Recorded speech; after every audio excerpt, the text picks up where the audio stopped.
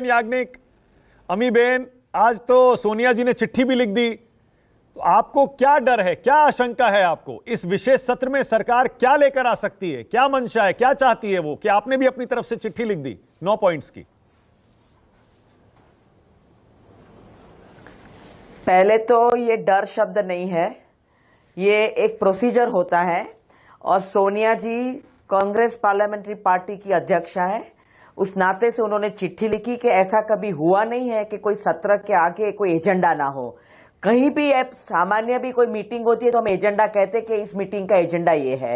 ये सेशन का एजेंडा क्या है आपने बता दिया, कोई 0 आवर नहीं, कोई क्वेश्चन आवर नहीं, कोई प्राइवेट मेंबर्स मील नहीं, कोई रेजोल्यूशन नहीं, तो इसका मतलब कि सिर्फ गवर्नमेंट बिजनेस होगा। तो बताया गया, सोनिया जी ने अपनी चिट्ठी में 9 मुद्दे दिए कि भाई देश में इतने सारे प्रॉब्लम है, आप इन्फ्लेशन पे, बेरोजगारी पे, मणिपुर पे कभी कुछ बोले नहीं है, ये सब पे डिस्कशन करो। ये मुद्दे हैं देश से जुड़े हुए। तो हम चाहते हैं कि 5 दिन का ये सत्र आपने बुलाया है, आपने एजेंडा तो दिया नहीं है, पूरे देश को अंधेरे में रखा है।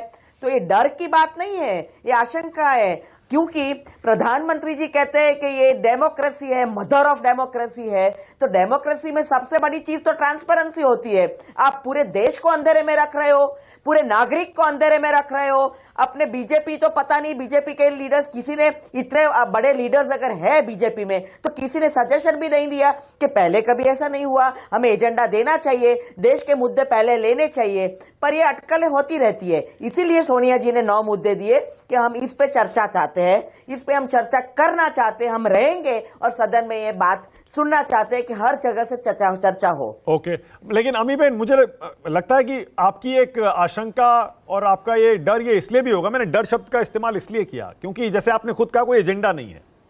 हो सकता है कि आपको यह भी लगता हो कि पता नहीं क्या लेकर आ जाएं और हमें हमारी तैयारी करने का भी मौका ना मिले, कौन सा मुद्दा आ जाए उस पर हम अपनी विपक्षी पार्टियों में कुछ एक राय बनाने के लिए हमें समय मिले, उस पर अपने तर्क तैयार करने के लिए समय मिले, उस पर अपना स्टैंड फाइनल करने के लिए समय मिले। यह भी तो एक डर हो सकता है, यह आपकी एक आशंका हो सकती है। नहीं नहीं नहीं, आप बार बार ये डर इस्तेमाल मत करो। डर तो मुझे लगता है कि बीजेपी में है, क्योंकि वो एजेंडा नहीं दे रहे। कौन सा डर है कि आप अपनी ट्रांसपेरेंसी गवर्नेंस मॉडल, ऐसा कैसा गवर्नेंस मॉडल है को देश को बता नहीं रहे, नागरिक को बता नहीं रहे। वोट लेने जाते हो तब कहते हैं कि हम आपको सबसे अच्छा लोकतंत्र दे रहे हैं, हम ये दे रहे हैं, वो दे रहे हैं। तो यहां आपको एजेंडा बताने की कोई जरूरत नहीं लगती है। तो डर शब्द नहीं है, डर तो वहां पे डर है, इसलिए वो एजेंडा नहीं दे रहे। आशंका जरूर है कि वो क्या लेके आएंगे, क्योंकि उन्होंने कभी देश की चिंता नहीं की है, कभी देश के मुद्दे पे बात नहीं की है। पिछली बार पूरा सत्र किसी को बोलने नहीं दिया है। आज आप देखो मणिपुर की क्या हालत की है, एक लफ्ज नहीं बोले हैं। और रोज आप ऐसी बातें करते हो कि मणिपुर पे पूछते क्यों नहीं हो?